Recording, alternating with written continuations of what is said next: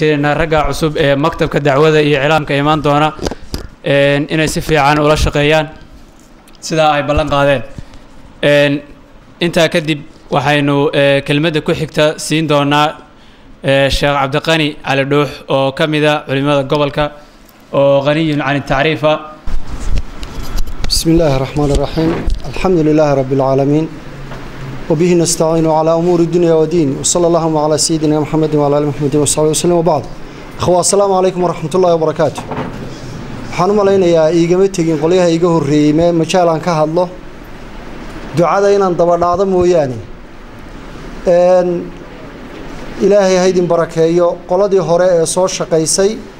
ee caawa xilka wareejinaysa ilaahay ka abaal mariyo wanaag kasto ay soo qabteen intaana maxaan ku dhahay kumay dhamaanin hawshu habeen kama tagin waa halkeedii sidii un baa la idin ka rabaa inaad hawsha u sii wadaan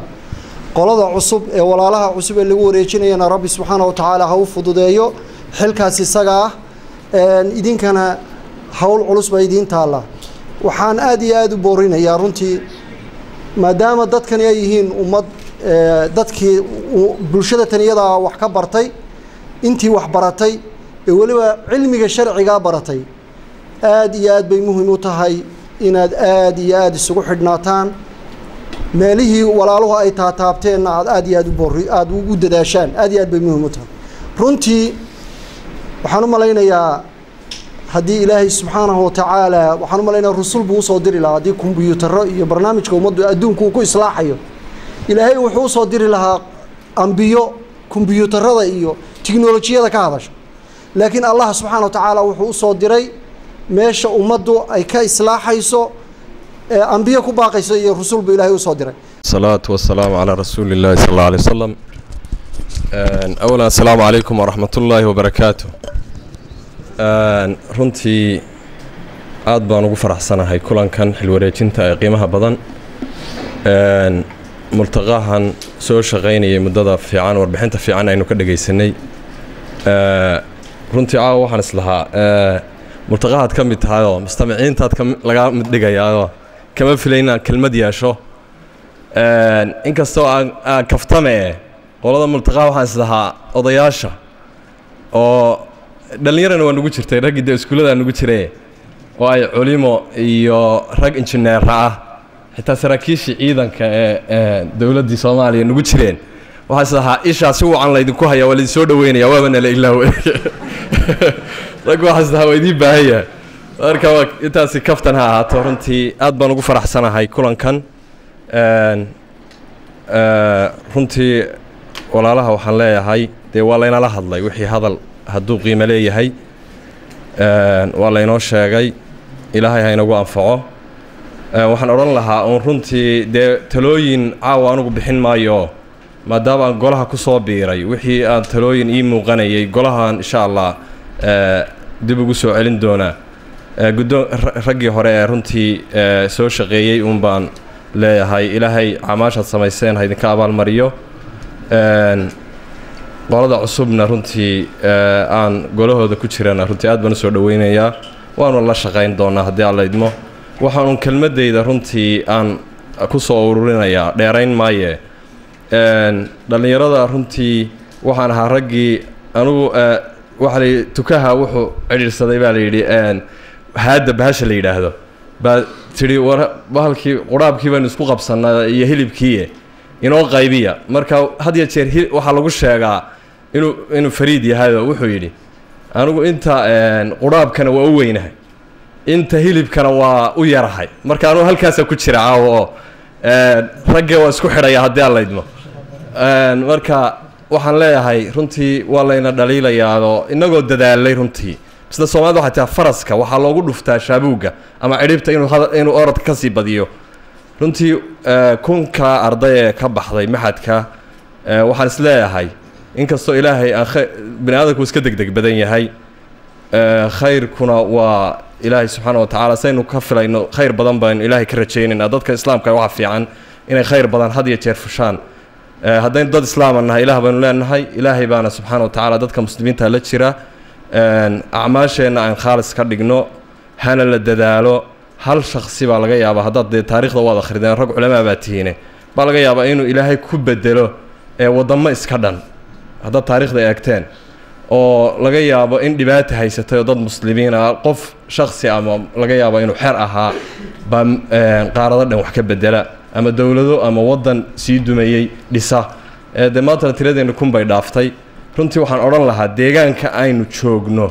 ha laga dareemo sidii Cabdiqani hadda uu lahaa in dadka noocaasi ay joogaan oo deegaankeenna waa la kunyaa sida la sheegay misla waxaad dareemaysaan iyadoo layna kunyayo colaado ehliya iyo qabyaalad iyo laga yaabo xitaa ragga qaarkii inay ta'thiiriso oo dhibaatadu fitantu siyaabo badan bay dadka u soo gashay baa iska jira waxyaalaha waxaan u baahanahay inaynu ka fikirro saynu u bedeli lahayn saynu dad lagu daydo xagga diinta laynoo kunyayo ay inooga muuqato deegaanadeena iyo dadkeena horumarka maxaan ku sheegay dadka muslimiinta caam inaynu ka fikirro xogaa waxaan yara dareemayaa inaynu sidii ragguba u taabtay fardiye iyo qofku marka uu ama wax ka baxo waxbarasho wax isaga u gaara iyo danihiisa iyo ganacsi iyo meelo jaamacad iyo caynka laakiin waxaa loo baahan yahay humada in aynu kor u qaadno oo aynu u fikirro si sare islaamka iyo siduu u noqon lahaa hoggaanka adduunka maanta inaynu ka fikirraa looga baahan yahay ragga dhallinyarada baana laga filayaa insha allahu marka aan dadaalo ilaahayna ha idin barakeeyo runtii wanaag fara badan iyo wujuuh aad u qurux badan iyo rag dadaalaya iyo waad leedihiin laakiin waa dadaalka unaan sii kordhino insha allahu ilaahayna ha inala garab garo camalkeena ikhlaas ha inooga dhigo waadna mahadsantihiin assalaamu calaykum waraxmatullahi wabarakaatu عليكم السلام ورحمة الله وبركاته دعاءنا وحرجينا إلهي سبحانه وتعالى نوع أقبله لنا عكفتن كان وحن لنا هاي وإسكع هذه مرة هذا مرتيها هاي نوع الملتقى كميت هاي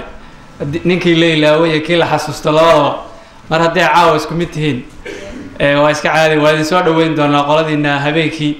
إن شاء الله وحرجينا حكومة عصومنا بوسسكي نكهشان أنت كذب وحينو سنك المدسين دونا oo inagala joogo qurba joogta Sheikh Faisal Maxamed Ali oo kamid ah ragga culimada xagga qurbaha inaga maqan kana kayfa yakun wa usallimu ala qaidi wa qudwati wa qurrati ayni wa muallimi Muhammad ibn Abdullah amma ba'du assalamu alaykum wa rahmatullahi wa barakatuh awalan ilahi subhanahu wa ta'ala ayaa mahadle aad iyo aad baan runtii aniga u faraxsanahay wax dhaliilana runteedin ma hayo wixii halka aan ka daawanayay aad baan runtii ula fajacay wax walbana waxaan soo koobay quraanka laakiin waxa loo baahan yahay ibn kathir waxa uu yiri in alquran ishtamala ala kulli ilmi nafi' min ilmi ma sabaq wa ilmi ma sayati wa kullu halal wal haram وما الناس إليه محتاجون من أمر دينهم ودنياهم قرآن كولا يالوحو كتغي ماله قرآن كوحو سوكو بعلمي يتغي علمي إيمان دونا وحي حلالة وحي حرامة الدنيا آخرة وحاد وباهنته إذن قفك إنت ينفعي ويدو وحنفع يلا قرن مايو إلهي سبحانه وتعالى وحليه ومن أحسن قولا ممن دعا إلى الله وعمل صالحا وقال إنني من المسلمين يا كهذا الوناكسن قفدتك إلهي دينتي سوغياري دتك قار بدن با waxa arkaysa wuxuu kooranayaa anigu diinta uma baranaa daaci noqdo martaba bani aadan qabto oo ilaahay u dhiibo martabad ka wanaagsan male ومن أحسن قولا ممن دعا إلى الله وعمل صالحا وقال إنني من المسلمين ورياك هذا الوناكسن قف إلهي دتك أغياري وعمل صالحا عمل وناكسن السميي وقال إنني من المسلمين أسباب الفلاح وهي أسباب تلقو قوليستو الدنيا آخرة لقو ليبانو أي كمتاي ولتكن منكم أمة يدعون إلى الخير ويأمرون بالمعروف وينهون عن المنكر وأولئك هم المفلحون بإلهي سبحانه وتعالى ويليباني دونان لما أوران ويليبانين وأي قوليستين وحا أي قوليستين وحوية الأمر بالمعروف ونهي عن المنكر maaha member of parliament maaha prime ministry ma aha waxa ay ku guulaysteen ilaahay bay dadka wanaagga ugu yeedhaan xumaantana way ka reebaan fattaqu llaha ma statactum wasmacuu wa atiicuu wa anfiquu khayran lianfusikum waman yuuqa shuxa nafsi fa ulaa'ika hum lmuflixuun u fiiriya walaalayaal asbaabtii lagu liibaanayey ee lagu guulaysanayey ayaa qur-aanku inoo sheegay haddaad ka madax taagta ka waran haddii aad sugaal dabada ka raaracsan gashata ka waran haddii aad xariiqinta yar halkaa ku samaysata ka waran haddii mobile iyo qalbigaaga uu gala ka waran waxaa lagaa rabaa qalbigaaga iimaan inuu galo laysa aliimaan bitamani walaa bitaxalli walaakin maa waqara fi lqalbi wasadaqahu alcamal waxaa lagaa rabaa intaan oo diin baratay aad iyo aad baan wallahi ilaahay dartii aan idin jeclahay aad baan u jeclahay qofka diinta ilaahay subxaana wa tacaala culimmada waan u ducaynaynaa dadkii diintaa idin baray waan u ducaynaynaa waalidiintii waan u ducaynaynaa alwaxdatu lkalima walaalayaal ogaada gaalada waxaa la yidhaahdaa globalization and European integration intay isu tageen 28 waddan ayay midoobeen idinka oo jifi ah oo reer khaas ah oo dad gaar ah haddaad iskala saartaan dee dhurwaaga unbaa idin cuni ogaada taa ogaada alwaxdatu lkalima fiiriya waxdatu lkalima waxaa la yidhaahdaa gaalada mahmaa wujida baynahum atabaacud watanaaqud watabaayun إذا واجه الإسلام وحدوا صفوفهم ونسوا فيما بينهم كما في واقعنا يومنا هذا اتحاد الأوروبا وأمم المتحدة وبغايا شيوعية كلهم أصبحوا جبهة واحدا ضد المسلمين خاصة إذا قوي شوكة الدين وعز جانبه إذن قرما وفهمنا إلهي سبحانه وتعالى يا مركو إلهي ليه لا يألونكم خبالا ودوا ما عنتم قد بدت البغضاء من أفواههم وما تخفي صدورهم أكبر قد بينا لكم الآيات إن كنتم تعقلون إلهي شعورتي النوكعية قلة العقل وقلة الدين وقلة الإيمان فهمسا ورميين أفلا تعقلون نشيخ وحفسيري وصف الله تبارك وتعالى اليهود والنصارى تحسبهم جميعا وقلوبهم شتى ما هي العلة؟ ذلك بأنهم قوم لا يعقلون ليس عندهم عقول وفيه تحسبهم جميعا وقلوبهم شتى وعير هذه الآية عمومة على المسلمين وخاصة على شعب العرب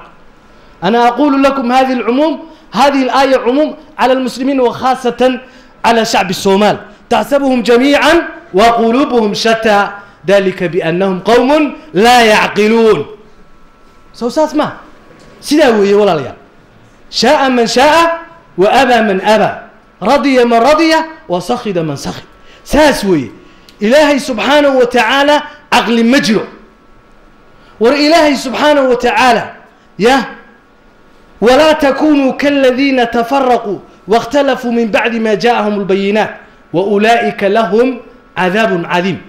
إنك example لإنه سوى قادنا تسال لإنه سوى قادنا ولا لا يلحقيبا جرنا midkalena ogaada gaaladu waxay dhahaan buluyanti oo babiya ayaa did besti foben waa luqada danish weeyaa danish ya qalinka iyo waraaqdu waa hubkaaga ugu wanaagsan waxay dhahaan vidan ayaa did foben cilmigu waa hubkaaga oo fiirsada innagana maxaa la inoo sheegay alladhi allama bil qalam allama al insana ma lam ya'lam laakiin inama anfacayso walaalayaal in lagu dadaalo weeye quraanka wax kasta inoo sheegay aad baan ugu faraxsanahay intan oo dhalinyaro ah raalli hada hadalkii waa idinku dheereeyay wabillahi tawfiiq wassalaamu calaykum waraxmatullaahi wabarakaatuh aad buu mahadsan yahay sheekhu kelmadaha qiimaha badan ee uu inoo soo jeediyey ilaahay subxaanahu wa tacaala innagana aynaga dhigo kuwa hadalka dhegaysta intiisa fiicanna qaata intaa kadib sidii warbixinta laydinku siiyey multaquhu wuxuu jirsaday 4 sano 4 sano waxaa la soo sameeyey 4 مجلس أو تنفيذي أو كلا دوان أما أفر معمول قدوميه كواد ملتقاها لو أساسي سندي لبكون يلا بيو تبنكي وحوها شيخ جامع ياسين ورسماء أو حالنا ضد دورتين قدوميها شورا قدوميه اللباد ملتقاها وحوها شيخ سعيد مسحة النور أو هذا مؤسسة كرم جوجا قدوميه سدحاتنا وحوها شيخ عبد الرشيد محمد أو فارح قدوميه أفرادنا شيخ حرسي آدم محمد gudoomiyihii shanaad oo xalay doorateen mu'tamarkan shanaadna sheekh mawlid cumar jaamac 5 sano waa 5tii sano ee multaqahu jiray marka 4tii hore iyo sanadka soo socda ilaahay waxaan uga rajaynaynaa horumar waxaa dareemaysaan multaqahu marka ka sii dambaysa in acdaadiisuna ay sii ballaaranayaan iyo kawaadirtiisu wax qabadkiisuna uu intii hore ka badanayo waxaan rajaynaynaa nafcigiisa iyo wixii loo xilsaaray oo kow dacwada ahina inay sii faafaan sida warbixinta aad ku arkayseen multaqaha acdaadiisii way faafeen dhammaan dunida daafaheeda kala galeen marka laga reebo qaaradda Ameerika oo weli aan cid inaga tagin waxaanu kelmadda ku xigta siin doonaa oo ku hadli doona afka ardayda waafidiinta ama wadamada kale inooga yimi al-akh Maxamed Barre Cali oo kamid ah ardayda multaqaha ka tirsan wadanka Sacuudiga wax ka barta tiradooda waxaan filayaa 2 nin oo multaqaha inay jaamacada islaamiga dhigtaan 2 nin jaamacada al-Imam oo soo kamid yahay hal nin uu dhigto jaamacad al-Malik Saud 5 nin baa Sacuudiga inaga jira إلهي وحن كرتنا كواف. بسم الله الرحمن الرحيم الحمد لله رب العالمين وصلى الله وسلم على محمد وعلى آله وصحبه أجمعين هذا الكمال هذا بمركز كجسو أدو مغاوير فربضنا كاه الرئيس هذا الكاكا كلا اللومية أحفر بدنا ولا جيا بين يكو قرنايين أما مسكح ذا كوجو شيرين ولا على حاجة حوجي قلوا ذا إصلاحين هراي كاجا سو صعنيان لكن وحن دور قضب أو كلي أكو كردينيا وأن إسلاي هاي دمانتين inagu dee arday baynu isla nahayo si khaasaynu isugu warhaynaa inaga markaa isugu talinayno oo nin kastaaba reerkiisa isaga ka warhaya idaarada cusub iyo walaalaha cusub insha Allah ta'ala faracay doontaba han noqotay shaqayn doonana waxay u noqon doontaa biidnillahi ta'ala aan isleeyahay talooyin ay waxna ka garanayaan waxna insha Allah ta'ala ka garan doonaan qodobka koowaad waxaan leeyahay ayuha ikhwa in fara badan idaarooyinka iyo shaqooyinkan faraha badana iminka multaquhu hayo wax fara badan oo kamid ahna leeynoo soo dhigay waa nooc kamid ah culumta la barto inagu hadda sidii culumaduba inoo soo sheegeen jiil wax bartay baynu nahay jiilka wax bartayna wax kasta oo uu galayo wuxuu ku galaa miciyaarku ku galaana waxa weeye waxan muxuu yahay maxaa laga qoray maxaase aan ka faa'iidi karaya markaan galo معيارك كوادا مركا إنك اللي ينوجا بهاي إنه نكوجلنا وحويه وحن أينو إمين كهاين أم علوم وحن أينو هذا ربنا إنه نقلنا إدارة إنه برانو إدارة محل إلى هذا وحي لقى قرينا آخرنا إدارة دون جودها ولا بناعون وحنا وح فطرة بشرية أهل أبو وري أوقف كستأسك جران كرو وحنا وح تجارب أمدو أي كلا دحلان haddii jiilal inaga horeeyay markay ummad xukumayaan ama wax uun shucbo ka mid ah shucabka ummadda ay xukumayaan caqli uun ay ku xukumi jireen iyo wax uun iyagu abka soo gaadh ah inaga jiilkeenan inay sidaa wax ku xukumaan ma aha wana mulaaxado jirto oo aad u baahsan ninka meesha loo magacaabo faracu doonaba ha noqdo ha isku dayo bal inuu wax ka akhriyo qaabkee wax loo maamulaa tajaaribtii ka horeysana maxay ahayd ha isku dayo inuu akhriyo qodobka labaadan ku talin lahaa waxa weeye ملتقاها يا مؤسسة يا دمان هيئات دعوية مجالة كتيرة أما ودن كتيرة اعتناق يحوق وجبدا وحي ساران دتك إيجا كبحسن لكن إيجو اسمه ساران وحضر كيسا إنفر بدن دعوة يجهود لوضع دتك لفتر كودا لما جري كون كأرضي لجياب إني معك كبحضي برامجتا إنه قرش يسان هدي إنه فيرينه أنت إيجا كجاء الدنيات بيضئيل وتهيأ وكابن تهي لذلك وحن كل ترين يا رجع عصب يا رجع كسي دمبين دونبا إنه مركو هرب الأينو سوسو تشيدين جهودا ورجع جهود هلا جليو علمي جودا سيدي لو أصلين لها رجع ميل أي أجاري لهاين لو كلا قبلين لها ننكي دونا يا إنه ميل جارو ماشى سي لو جسي تبان تابين لها وأنت أينو دتك كلا سار إن لك أينو نجونا إسجلينه وحن كل ترين لها وحل قبنا يا وحنا وح ثوابته هو سجن ولقد لجنة دعوة إنه شريسة لجنة إعلام كقابل سوى إنوش جريسة لكن سوحل لجو قاعد نيجي دونه أما سوه سجل دونه وسائش استعمال دونان أهي وحاس اللي يقانون ينكو كوبن وحاس هرب سوتشري سيدا سوش قين شرين وح إبداع عصبه وحي هرا كبحسن هلا كانوا aad baan ugu mahadnaqayaa idaarooyinkii ugu dambeeyey ee multaqaha hayay waxyaabo fara badan oo ibdaac ah bay keeneen laakiin waxaan u sii baahannahay intaa wax ka sii fara badan taasna waxaa keenaysa qodobkii ugu horreeyaan soo tilmaamay oo ahaa in tajaaribta kale ee caalamka taalla iyo qaabkay u shaqeeyaan lasoo fiiriyo kadibna wixii munaasib ah laga soo qaado waxna idin qofku ibdaaco oo inaga laftarkeenu mutalaqiin kali ahayna noqon cuquul buu ilaahay ina siiyey waxaynu soo saarno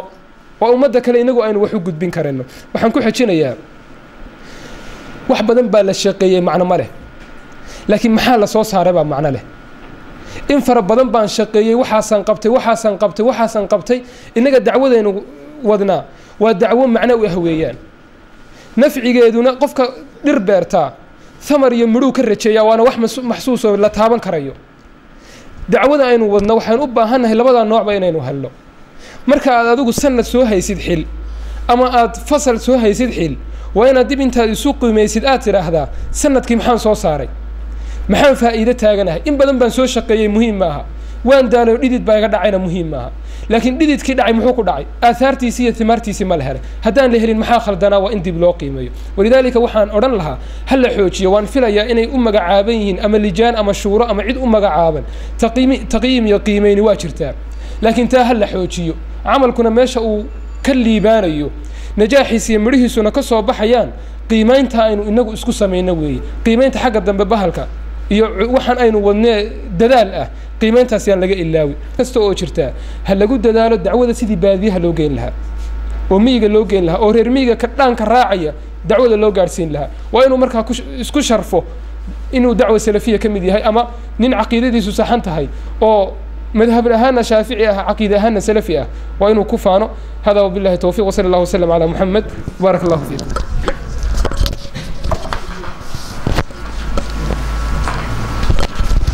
جزاه الله خيرا الله كوال مريا شيخة كلمة قيمة بدن وناس تشدي waxaad moodaa dhalisha ugu badan ee caawa inay dacwadeenu aad ugu wajahan tahay dadka magaalooyinka jooga ee masaajidada dhageysta ama dacwad shawaaric iyo dadka waxa la yiraahdo ku dhow inay wax badan faa'iideystaan laakiin wali aynan gelin goobihii loo baahnaa oo ahaa tuulooyinka iyo miyada ihsaayaadka ugu dambeeyay ee multaqo termkan dambe sameeyay waxa soo baxday 73 tuulo oo deegaankeenan gobolka Sool iyo Sanaag iyo Cayn iyo waliba mantiqadan bariga tuulooyin kamida in ay ragga multaqohu 73 nin inay ka howlgalaan tuulooyinkuna ilaa 230 tuulo ay ku dhow yihiin laakiin ilaa hadda lama hayo hal nin oo miyiga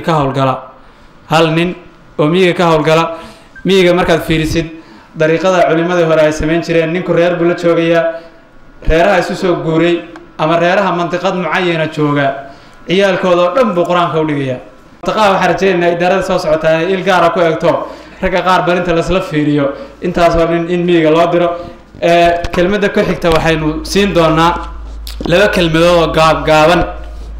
waxaynu siin doonaa gudoomiyihii hore ee xukuumaddiisu dhamaatay Sheekh Xirsi Aadan Maxamed bal sidoo wixii dardaaran inoo dhaho muddadu haystaana waa 2 daqiiqo ama 3 daqiiqo bismillahir rahmanir rahim alhamdulillahi rabbil alamin والصلاة والسلام على أشرف الأنبياء والمرسلين نبينا محمد وعلى آله وصحبه أجمعين وبعد الله سبحانه وتعالى بمحسكرة أحمد نمر هدي أنه ونجوا لما ذي وأنت أسكت وتكمل والمايا إنك سؤال وعد علي عاوك على أنت كذب وحوي وقت كنا ويريها بالي عاد ويريها أنا قام بهذا البدن هينو وربحنتينا ولا بحيي علمادي iyo marti sharaftii kala duwaneed aad ka qiimaha badnayna tala iyo tusaale wayna siiyeen hadal harsani ma jiro waxaan u mahad celeynaa dhammaan walaalaha ka soo qayb galay kulanka oo isugu jira marti sharaf xubnihii golaha umumiga ee multaqaha dhammaantood waan u mahad celeynaa waxaa sidoo kale waxa weeye si gaar ah u mahad celeynaa raggii waxa weeye akhyaartii sharafta badnayd oo muddada sanadkan soo wada shaqeynay oo waxa weeye isugu jiray labada gole shuurada iyo tanfiidka raggii shuurada oo sanadka shaqeynay oo xalay halkan u codeysaan si fiican bay noola shaqeeyaan khayr Allah si waa u mahad celeynaa sidoo kale waxa weeye asxaabtii aan muddada sanadka sida tooska wada shaqaynaynay oo ugu horeeya gudoomiye ku-xigeenkii saaxiibka cabdiweli maxamed cali sidoo kale waxa weeye xoghayntii cabdisalaam sheekhadan cilmi gudoomiyaashii lijaanta ka shaqaynayay bashiir cali yuusuf axmed siciid bila sheekh mawlid cumar jaamac oo hadda wixii ka bilowda gudoomiye noqon loogu yeeri doono iyo sidoo kale waxa weeye cabdirasaaq maxamed suule raggaas oo dhan iyo raggii acdaada lijaanta ka ahaa runtii shaqadii multaqaha sanadka la qabtay halka ka arkiseen iyaga qabtay annagu waxa weeye wax weyn kuma aanan lahayn aad baan ugu mahad celeynaa intaa kadib waxaan kelmad odhanayaa waxa weeye maamulka cusub ee multaqaha lagu wareejiyey kolley aad baa loola hadlayo talo badan baa la siiyey wax badanna waa u qoran yihiin baan u malaynaya talooyinka ka mid ah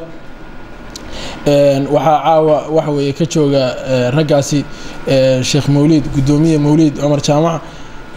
iyo cabdilweli maxamed cali ragga kale lasoo dhisi doonaa kolley iyaga unbaa ka wakiila waxaan odhan lahaa shaqadii lasoo bilaabay oo labadooduba ay qayb ka ahaayeen oo qaybta ugu weyn ay ka ahaayeen in halkii laga sii wado bartii ay ku joogsatay sanadka dhammaadkiisa laga sii ambaqaado isla markaana sidii walaaluhu ku dareen oo sheekh maxamed barre iyo rag lamida ay tilmaameen oo ku taagtaagsadeen waxaan u baahannahay hal abuur iyo wax cusub oo la keeno oo wasaa'ilka dacawiga ahi waxay aqbashaa wax weeye maaragtay tajdiid iyo maxaa la yihahdaa hal abuur uu geli karaa marka wax cusub hala keeno intii hore ayaan lagu ekaanin wixii hore inoogu qabsoomay waxay u baahan yihiin in wax lagu fara adaygo wax cusubna la keeno arrimaha aadka muhiimka waxaa ka mid ah waan is leeyahay multaqo u asaasan yahay shaqada dacawiga la qabanaya marka laga yimaado raggan faraha badan meesha fadhiya iyo in kaloo maqan isku xidhkooda iyo waxa weeye maaragtay ka shaqaysiintooda iyo waxa weeye walaaltinimadooda in la xoojiyo in ragga la isku wado arrintaasi waa mas-uuliyad maamulka cusub saaran runtii waxaa la odhan karaa wax badan kamaanu qaban raggayga hore inkastay humuumtayada ugu waaweyn ay ka mid ahayd in waxa weeye isku xidhka aada loo xoojiyo ragga qaaradaha kala duwan jooga xataa ay xidhiidh fiican lala sameeyo haddana iyadoon weli noo suurtogelin baa waxa weye waqtigii uu dhammaaday waxaan filayaa walaaluhu inay ka faa'iidaystaan oo arrintaasi waxa weeye xoog badan la geliyo waxaan is leeyahay raggaasi waa rag shaqadan ka bixi kara annaga iyo waxa weeye maaragtay keyrkayana naga mudan runtii haddii aan aqaano raggaasi oo ugu horeeya gudoomiye mawlid waxa weeye daacadnimada iyo kartida iyo waxa weeye maaragtay caqliga iyo maskaxda intaba marka la isu geeyo waxaan is leeyahay wuxuu noqon doonaa waxa weeye sanadka soo socdaa sanadkii waxa weeye ugu barwaaqaysnaa multaqo uu soo maro insha allahu tacaala ragga multaqaa ka mid ee aan maamulka ka mid ahayna waxaan odhan lahaa waxaa laydiga baahan yahay qodobka ugu horreeya laydiga baahan yahay waxa weeye talada inaad ku mushaarakaysaan oo ragga aad tala la garab istaagtaan marka labaadna aad muruq la garab istaagtaan oo waxa weeye wixii shaqee loo baahdo aad ka qayb qaadataan marka saddexaadna dee wixii shaqadu ku dhaqdhaqaaqaysa oo waxa weeye maaragtay mushaarakaadkii maaliga ahaa in iyadana si fiican looga qayb qaato intaa haddii aan kelmadda kusoo ururiyo waxaan cudurdaar ka bixinaynaa in iclaanku sidii la rabay uusan u bixin iyo waxa weeye maaragtay ogeysiinta shirka cabdiqani aw daahir iyo gruubkiisa dafcaddii waxa weeye hadda ka mid ahaa oo habeenkii qalinjabiyey runtii waxa weeye way nagu jirtay in raggaasi ragga kale ku jirta iyagoo ragga kale ka mid a iyo iyagoo gaaraba in lala kulmo lasoo dhaweeyo ahmiyadda ay leeyihiin cabdiqanina uu dhinac ka tilmaamay awgeed laakiinse farsamadii oo naga xumaatay baa keentay inaanan ishelin waxyaalaha tusaale ahaan shirka markii la iclaaminayey goor dambe baa lagu hambarilay war raggii waxa weeye maxaa dhacayo dabeetana waxaa soo baxday in raggii sanadka ka baxay gelinka hore nambaradooda oo dhan laga helay xoghaynta macadka laakiin raggii habeenkii baxay nambaradoodii markii la raadiyey waxay yidhahdeen nambare lagama qorin ayaga oo macluumaad kale unba laga qoray almuhim asbaab noocaas oo kalea baa keentay sheekh mawlidna waxaan u dardaarmay inuu raggaasi waxa weeye uu si hore loo tilmaamay fiiro gaara u yeesho inahaas baan kaga baxay kelmadaha qiimaha badan aynu yidhi waxaynu isna soo dhoweyn doonaa gudoomiye mawliid cumar jaamac oo xalay halkan ku doorateen sidoo isna kelmadiisa inuu yiraahdo inta kadibna xilwareejinta ay sameyn doonaa falyatafadal lillahi rabbil alamin wa salatu wa salamu ala ashrafil anbiya'i wal mursalin ilaahi baa mahad iska leh subhanahu wa ta'ala ilaahay noo suurtageliyay inaanu intaas shaqada soo qabanno iminkana halka marano waa mahadnaqaynaa walaalihii mas'uuliyiinta noo ahaa ee shaqada noo hayay iyo kuwii nala qabanayay goobihii aan booqananay ee na soo dhaweynayayba waa mahadnaqaynaa dadkii talada iyo fikirka nala dhinac taagnaana waa mahadnaqaynaa cid kastoo xaq noogu lahaydna waa mahadnaqaynaa qodobka labaad waxaan codsanayaa walaaluhu in la caawiyo oo almar'u qaliilun binafsihi kathiirun biqayrihi daciifun bimufradihi qawiyun bijamaacatihi ka saddexaad waxaan odhan lahaa kolley wixii aan qaban lahayn iyo si aan yeeli lahaynba waa arrin u baahan in la shiro oo la tashado oo la ansixiyo ka afraad waxaan odhan lahaa waxaa noo qorshaysan haddii alla idmo oo waxyaabaha mustaqbaliga naga guuxasaa tuulada iyo miyiga multaquhu inuu tago tamartu intay rabtaba ha tagtee laasacaanood uun multaquhu inuu dhaafo ka shanaad waxaan ku dadaalanaa haddii alla idmo xidhiirka wiilasha iyo gabdhaha ka dhexeeya inaan sii wanaajino oo halkii hore meel wacan baa lagu furay aan kasii rarno mid nafsi ahaan baan sheeganayaayo shaqada multaqaha iyo wixii aan qaban doono haddii alla idmo waxaan u sameynaynaa xilli go-an haddii alla idmo dejinta iyo fulinta iyo golayaasha waxaan kusoo dhisi doonaa 21 casho gudahood haddii alla idmo qodobka 8aad ninku wax aadan ka yeesheen loolama yimaado aniga haddaan idinla imaado xilka ay dhibteen ma qaadin igamaydaan yeesheen aniguna nin walba oo halkaa fadhiya waxaan u magacaabo ma yeelayo kaa yeeli maayo taana waa inaad ku xisaabtantaan oo maaragtay aan cudurdaar la ila imaan kale waxaan dardaarmi lahaa sagaalaad xilli go-an nin walowba multaqaha ugu talagal waxa kanina waa kalimaad maaragtay aan u odhanaynaa litaariikh marka nin walba xilli go-an ugu talagal waxaan qodobka 10aad leeyahay idinka laftarkiinu meesha fadhiya multaquhu wuxuu idinka baahan yahay inaad ictiraaftaan multaqaha inaan bulshooyin kale u geynma waxaa kowka idinku multaqaha ictiraafa xaflad wiil multaqaha ka mid daadihinayo oo ragga loo dhiibaya ee xilka kula wareegaya multaqaha yihiin oo kuwa ka wareejinaya multaqaha yihiin 11aad walaalihii xilka sii hayay ee aan ka mid ahaa sanadkii dhaweyd si gaar ah muddada aan dejinano qorshaha inay gaar noola shaqeeyaan qodobka 12aad waxaa jira wax walba lagama tashado waxaa jirta taladu mar ay kuu soo bantahay iyo mar aad xaalad degdeg ku jirto xaaladda degdega waxaa lagaga baxaa go-aan marka haddii xaaladii ay timaado oo aan go-aan qaato waxba yaan maaragtay la ila kaftamine in la fuliyo waa ila muhiim taana waan ku talin lahaa qodobka 13aad waxaan odhan lahaa ma jirto wax la yidhaahdo hebel muddadaas uu soo shaqaynayay iyo ama hebel saruu u yaro dalac ama wuu da-wanya macallin xirsi baa hadda xilka ii dhiibay gudoomiyaha guud ee multaquhu ahaa haddaan rabo hadda markaan soo magacaabo lajnada waxbarashada gudoomiyaheeda mid ka hooseeyaan ka dhigaya maalinka iskuulla aadayana wuu aadayaa maalinka kalena wuu qabanaya waxaan ku talinayaa al-iimaanu bilcamal waxaan inaan aamino taana waan ku talinayaa qodobada ugu dambeeya waxaa ka mid a walaalaa jiray isa soo sharaxay iyo kuwo kale oo raggu soo xushay oo yimid iyo rag kale oo shaqaynayay sida aad noola shaqaysaan bay ka dhalanaysaa sidii ay yeeli lahaydeen yuusan jirin qof keliya oo multaqaha ka mida oo walaal i dhaliilaya anigoo taagaya iisoo sheega laa min qariib walaa min baciid qofowna aniga waxba hay sheegin ninka i caayana ha ii sheegin ninka i ammaanana ha ii sheegin adigu haddaad ila talinayso falilaahi alxamdu haddii kalena sidaasay ku fiican tahay waxaan odhan lahaa anigu idinma kale xigsanaye idinku hay kala xigsanina qodobka u dambeeya waxaan odhan lahaa walaalayaalow qiirada daqiiqadaha iska ilaaliya wixiinu mustaqbal mukhadada ha ahaadeen qof baa inoo yimid wuu ina wacdiyey wuu ilmeeyey waan ilmaynay waan qaylinay wuu qayliyey caawaba ma seexanay kaan lam taqna bilamsi waxaan odhan lahaa war qiirada tani shay daa'ima ha noqoto oo muxariku nufuusa intaas baan odhan lahaa taasoo isugu jirtay go-aamo iyo weliba raganimo dadkan waa Soomaaliya oo Soomaalidana haddaan loo talin waxa la yiraahdo taladooda farahay ka baxaysaa waa la idin talinayaa waana la idin la tashanayaa labadaba markaa waa isugu jirtaa baasho waxaa la idinka codsanayaa weliba si fiican oo naxariis leh dhammaan ragga xubnaha multaqaha ka mid yihiin maanta ninka multaqaha loo dhiibaa ama lisna loo dhiibaa ama xil kale loo dhiibaa wax kale idinkama baahna wuxuu u baahan yahay maankiina iyo maalkiina labadaba marka waxaan leeyahay raggaaga waa lagu dhex jiraa lagama dhex baxo oday baa loo dhiibay Soomaaliya kitaab Quraan oo aan waxba ka garanay Saalim maxaad ka fahamtay sawir raggaaga ka dhex bixi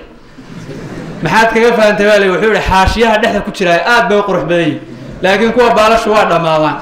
sida marba meel loo saarayo marka raggiina ha ka dhex bixina waxaanu halkan soo istaajinaa labada gudoomiye si ay xilkii iyo mas'uuliyadii hortiina isugu wareejiyaan maadaama aad xilka u dhiibateen horta markii aan tirinay raggii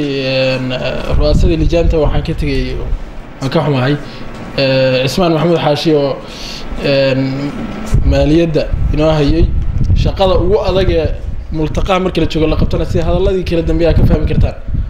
waa arinta dhaqaalaha ku saabsan weeye insha Allah waynu daweyn doonaa insha Allah taala way daweyn doontaa sidoo kale wuxuu ahaa gudoomiye guddiga qabanqaabada shirkan oo wax weeye hawlahan oo isku soo dibariday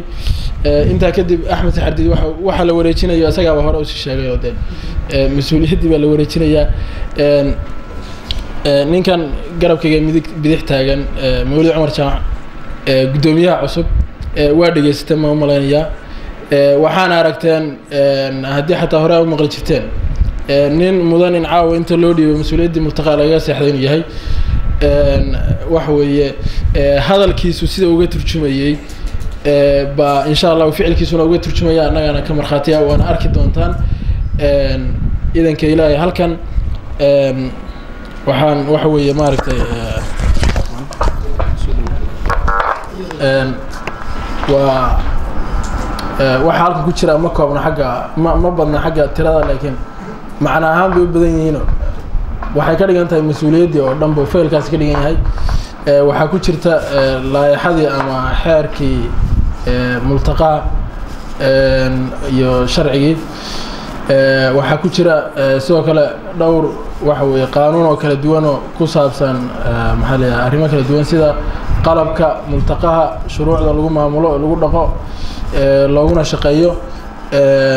qalabka iclaamka maxaa la sidoo kale mid gaariga u gaara sharci gaariga lagu dhaqo waxaa ku jira furayaashii xafiisyada laba xafiis multaqo leeyahay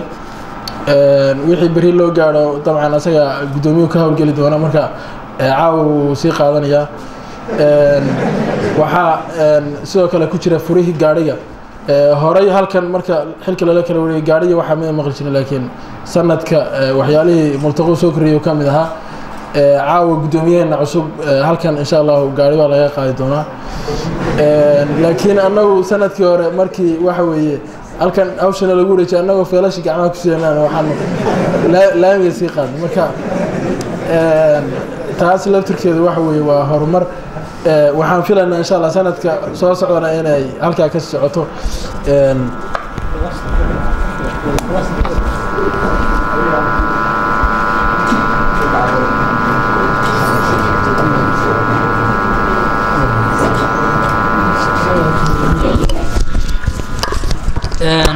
ilaahay baa mahad iska leh xilkaas la ii dhiibay waana aqbalay xilka maan qaadan laakiin waan idiin qaaday nin baa sadcaalay baa la yidhi erigo-an buu maray cidlaa waa gabalkii ugu damay xero adhay buu helay wuu galay ila xidhkiibuu waxaa weeye oodii afsaarkiibuu isa soo saaray waa isku sii aamini waayey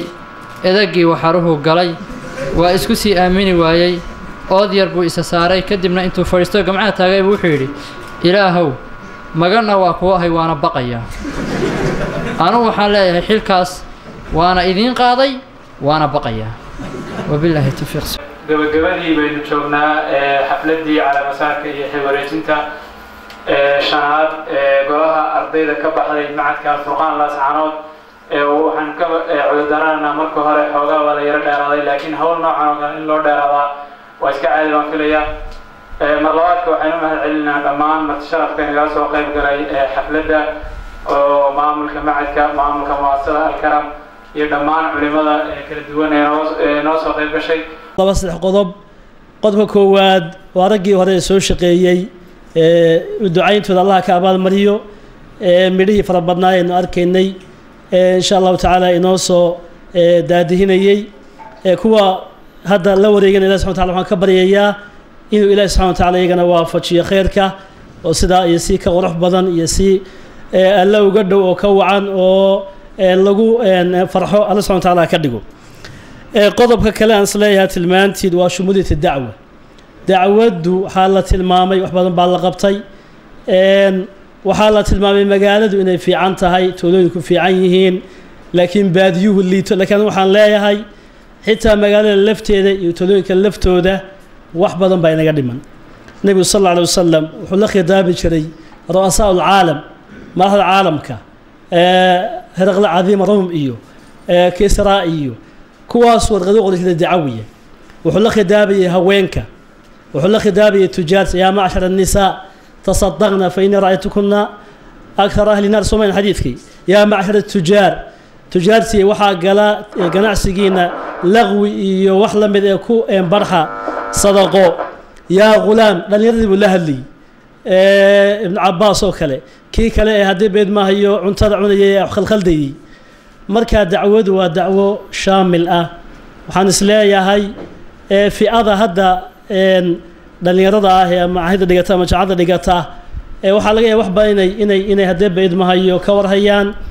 magaalada waxaa ku badan mukhaadaraadka waxaa ku badan hadee bayd mahayo sufuurka iyo xijaabkii oo aad mooday inuu aad u yaraaday waxaa badan hadee bayd mahayo aqoonta marka dadka waaweyn iyo dadka suuqa fadhiista iyo dadka hadee bayd mahayo aan ka aga dhoweyn dacwadda iyo aqoontu way ku yar tahay waxaan dhiirigelinayaa dacwadda in la salballaadhiyo dacwaddu shaamil noqoto ka qaadka iibinaya qaadkiisa loogu tago ka askariga ah dadku ka mid yahay xeradiisa loogu tegi karo ka maamulka loo tegi karo hadee bayd mahayo haweenka loo samayn karo barnaamij gaara kuwa suuqa fadhiisanaya iyo kuwa kaleba ciyaalka hadee bayd mahayo baalashlayaasha iyo kuwa gawaarida dhaqa iyo waxa in dacwaddu qayb walba oo bulshada ka mid ah ay taabataan dhiirigelinayaa dacwadeedna waa dacwo shaamil ah ilaahi subxana watacaala u soo dejiyey dunida oo dhan in lagu maamulo hadday tahay cibaadaadkii hadday tahay mucaamalaadkii haddii ay tahay hadee bayd maahayo arrimihii qoyska iyo usariga ahaa hadday tahay jinaayaadkii hadday tahay akhlaaqiyaadkii markaa dacwaddu sida ay u ballaaran tahay ee diintu shaamilka u tahay dacwadeenna iyo juhuudeennuna inay meel walba taabato waxaan ku talinayaa meelaha aan isleeyahay waxay u baahan yihin la xoojiyo maxwal ummiyada dadka waaweyn ee jooga masaajidda ku tukanaya waxaa laga yaabaa inaan laga sixin faatixada waxaa dhici karta arkaan islaamka inaan aada loo wada aqoon waa horaan ka sheegay baan filayaa kulamada dhalinyarada 4 qof oo 5 qof oo labada islaam waaweyn tahay iyo laba dhalinyaro iyo gabadh dhalinyaro aan weydiin arkaan islaam mid walba shahaadeen ku garta afartii kale arkin waa garan waaye marka waxyaabaha asaasiyaadka in dadka loo saxo oo odayaasha masaajidda jooga iyo dadka suuqa fadhiya iyo in loo sameeyo asaasiyaadka diinta inay fahmaan waxaan ku talinayaa mukhadaraadka oo aada inoo dhibay oo aada inoo dhibaateeyey oo qaadkeenu la circiiranay oo waliba diyaarado badan yimaadeen khamrigiina ku darsamay iyagana waxaan ku talinayaa qodada dacwadda xafiiskana waan u sheegay horaan ugu sheegay in laga sameeyo daraaso shaamil ah intee in leeg baa soo gasha mukhadaraad fi'ooyinka dadka cuna bulshada qaybaha cuna haddee dadka ka shaqeeya ku hawlan goobaha lagu hayo ixsaa'iyaad inta laga sameeyo kadibna takhdiid saxa loo sameeyo si markaa dacwo looga gudan lahaa waxaan ku talinayaa haddee baid mahayo muxaadaraad masmuuca iyo kuwo mar'iya magaalada kuwa hargeysa oo kale waxaa arkaysaa meel iskaga xidhan yihiin mikrofoon ku xidhan yihiin oo meherad baa loo dhiibayaa cajilado marba mid bay iska gelinaysaa intaasoo haddee baid mahayo arla bay ku xidhan tahay oo codkii ka baxaya ma garanayo magaalada ka jirtay kale hadda ma kolley anigu ma arkin laakiin waxaan ku talinayaa in la juhdi badan naga qaadan mayso waxay naga qaadanaysaa qofka meherada jooga oo madaadada ilaahay waa badiyo badan yihiin lala heshiiyo iyo mikrofoona loo tallaalo oo dhinacyada loo kala jeediyo intii isku dhow haddii intaa laga sameeyo waxaa laga yaabaa sheekh aan daalayn oo cajladaa ka hadlayo oo mid iyo laba iyo saddex iyo afar isu daba mariyo in la heli lahaa waxaa la yeeli karaa sida hargeyso kale aan ku arki jiray walow hadda aan baryahan arkin ciyaalkii tv iyo baa lagu waalay iyo wadalkaa baxay idaacadaha tv wadaada haystaan oo meheradahooda yaalla oo marba muxaarad loo geliyo sheekh mustafa iyo la galaa bixiyo iyadana waa la heli karaa ciyaalku isugu yimaadaan meesha kan daawan lahayn kan daawadaan waxaan ku talinayaa suugaanta kulle halkan waa laga dhawaajiyey koox baa jirta ama lajnaa jirta dhaqanka iyo hidaha waxaa ka sheekaysaa waxaan ku talinayaa mushkilaadka soomaaliyeed in qaab suugaaneed loo xalliyo qaybo badan qabyaalada oo kale waxaa la samayn karaa tartan gabayo qabiilada ku saabsan iyo qabyaalada xumaanteeda maalan in la sameeyo xoogaa lacaga lagu bixiyo waxaa laga yaabaa 100 gaba in la heli lahaa kulli qabyaalada caay oo la faafiyo oo marka looga faa'iideysto dadka laga wacyigeliyo dhibaatooyinka daahirooyinka xunxun waxaa la mid ah xijaab la'aanta iyo safuurka waxaa la mid ah mashaakilka aynu ka caban waxaa la mid ah mukhaadaraadka kulli qaab suugaaneed waa loo daweyn karaa baan isleeyahay waliba way ugu xisaabtamaysan haddii ilaahay idmo waxaan isleeyahay waxaynu u baahannahay inaynu ku talagalno a'immada oo kale dr cabdicasiis baa waa filaal caawa inuu joogo ilaa 2 jeer buu la soo qaaday a'immada in dowr khaas loo sameeyo a'immada masaajid ahkaamta imaamada iyo hadee beedmahay jamaacada iyo wixii la mid ah laga saxo waxa laga yaabaa dariiqa quraanka uu ku fiican yahay in badan oo kamid ah laakiin ahkaamtii la xiriiray waxa laga wax ka hadee beedmay ka dhiman yihiin iyadana insha Allah taala waa ku talinayaa waxaan ku talinayaa sirrigii hore bay yiraahdeen in loo midoobo dacwada waxaan ku talinayaa in dhaqaalaha loo horo tadxiyo la sameeyo oo ragii waaweyn haddii aad waraysataan sheekh yuusuf haybe iyo adaga markay dacwadu bilowga ahayd ka soo qayb qaatay waxaa laga yaabaa ninku isagoo arday oo aan shaqaale ahayn oo malcaamad dhigin oo xafiis haysan oo inuu qaaraan dacawiya bixin jiray anu waxaan xasuustaa markaan 14 jir ahaa waxaanu bixin jirnay qaaraan 50 shilin oo Soomaali ah 9 qof baan hayno arday oo la isku xiray oo tiro isku xiran ah 50 shilin baanu bixin jirnay kontankaas markay biiraan ba inaan kutub ku gadno oo ardada naga hooseysa ee bidaa'iga aan anagu u akhrino soo jamcino baa qorshaha iyagu ahaa bi'adena aynu ka arkaynaa ilaahay waxaan ka baryaa inuu diinteena soo siiyo xaqeena waafajiyo ilaahay waxaan ka baryaa cilmiga iyo amalka Allah inoo faro ilaahay subhanahu wa ta'ala waxaan ka baryaynaa deegaanka aynu ku noolahay